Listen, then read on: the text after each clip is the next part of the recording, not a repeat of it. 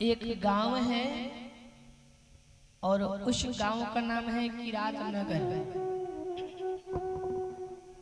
किरात नगर में एक देवराज नाम करके ब्राह्मण रहते भैया, देवराज नाम करके ब्राह्मण। और वो ब्राह्मण बहुत भगवान को मानने वाले, पूजन करने वाले। एक दिन उनके जीवन में घटना घटित हो गए, महात्मा में प्रवेश करे, शिव महापुराण के महात्मा में। देवराज ब्राह्मण स्नान करने के लिए गंगा के किनारे गए और गंगा के किनारे जाकर के स्नान कर रहे थे। वही एक वैश्य को देखे। उस वैश्य का नाम था शोभावती। शोभावती वैश्य को देवराज ब्राह्मण देख करके मोहित हो गए और कहा कि क्या तुम मुझसे विवाह करोगी? मैं तुमसे विवाह करना चाहता हूँ, क्या करोगी? वैश्य ने कहा हम कर लेंगे, लेकिन आपके घर में और कौन कौन है? तो देवराज ब्राह्मण ने कहा मेरे घर में मेरी पत्नी है, मेरे पत्नी है और मेरे बालक हैं। तो वैश्य ने कहा आपके घर में आपकी पत्नी है और आपके बच्चे हैं, तो उस घर में कैसे प्रवेश करूं? और जब तक आपके पत्नी है तब तक मैं नहीं जाऊं। तो क्या करना होगा, क्या करें हम बताओ? तो कहा कि आप अपने पत्नी को ना मार दो, अपने बालक को आप मार दो।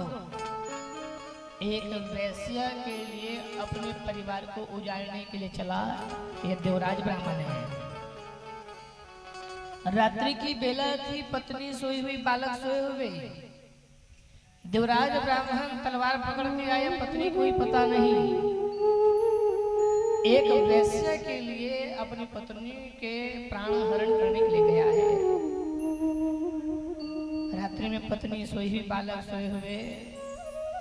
जैसे महल में प्रवेश किया है मेरे भाई बहन, तलवार पकड़ के अपने बालक के शरीर पर चलाया धड़ से, बालक के सिर कट गए।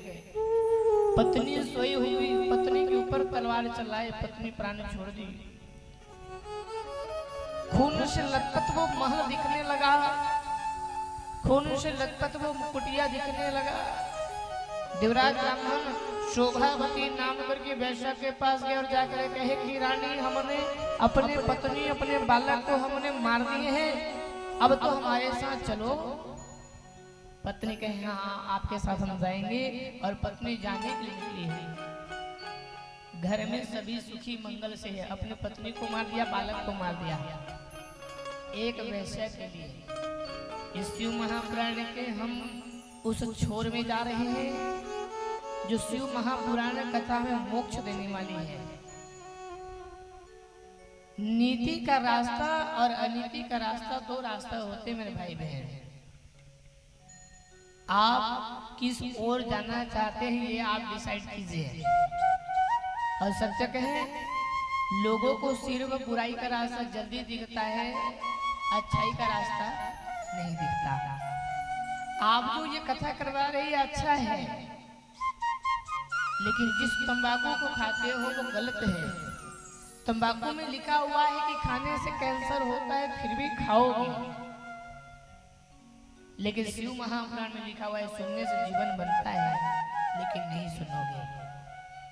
यहाँ किसी नाचने वाले को ले आओ, साहब रात में भीड़ लग जाए, दिन में भीड़ लग जाए, लेकिन कथा सुनने के लिए कोई आने वाले नहीं है। ये नीति और अनीति की कथा है। एक वैश्या के लिए अपने पत्नी को मार दिया, एक वैश्या के लिए अपने बालक को मार दिए। गलत रास्ता में जाने के लिए आप क्या क्या नहीं करोगे मेरे भाई बहन। गलत रास्ता में जाने के लिए आप अपने परिवार को भी मार डालोगे। गलत रास्ता में जाने के लिए कोई नहीं दिखता है।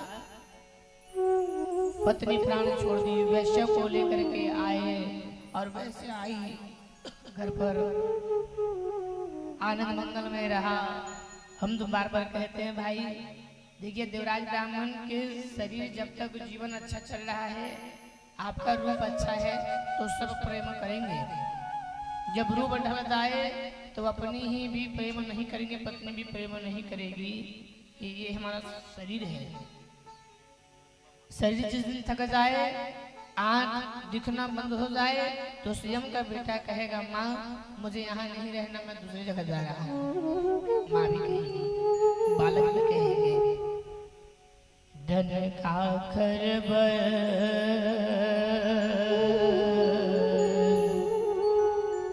धन खाकर बर कमाएगा,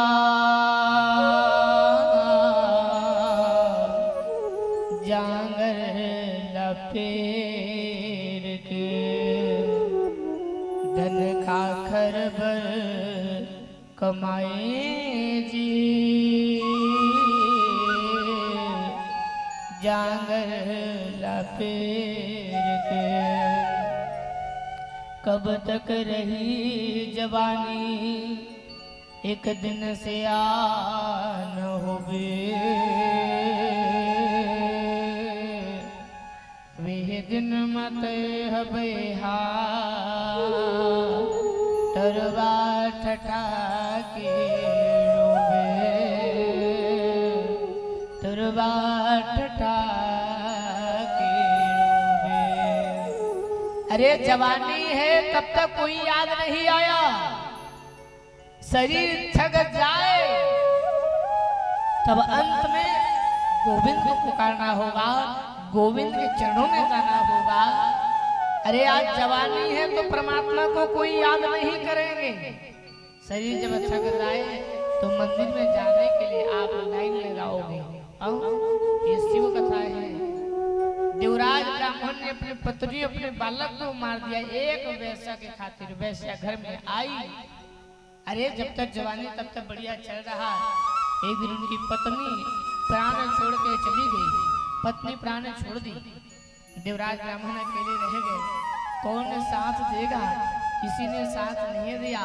देवराज ब्राह्मण रोते बिलखते देख रहे हैं, कोई तो साथ दे दे, कोई तो साथ दे दे, लेकिन कोई साथ नहीं दिया। अंत में एक गांव है, उस गांव का नाम है प्रतिष्ठानपुर।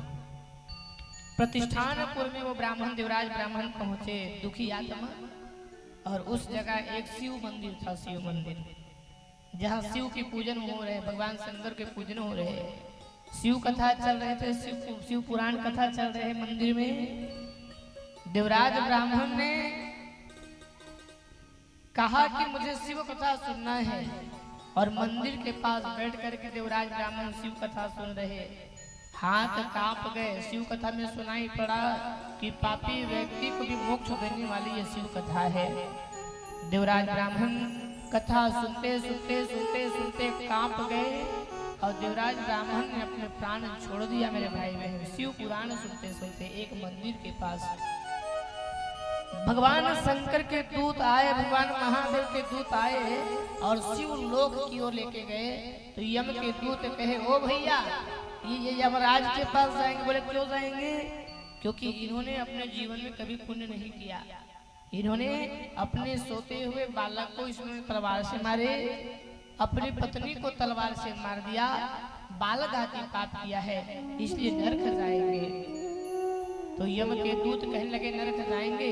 तो भगवान के गण कहिए स्वर्ग जाएंगे, शिव लोक में जाएंगे। बोले क्यों जाएंगे? क्योंकि मरते समय इन्होंने शिव महापुराण कथा सुने हैं, मुख से ओम नमः शिवाय बोला है, इसलिए शिव लोक में जाएंगे। देवराज ब्राह्मण रो पड़े हैं, आंख में आंसू भर गए। विधाता, अरे हमने सुने थे पापियों का कोई सहारा नहीं होता, अरे हमने सुने कि पापियों का कोई रास्ता नहीं होता, लेकिन आप तो हमें अपने शिव लोक में बुला लिए। इसलिए कहा करते भाई, अपने माता पिता से बैर नहीं करना चाहिए।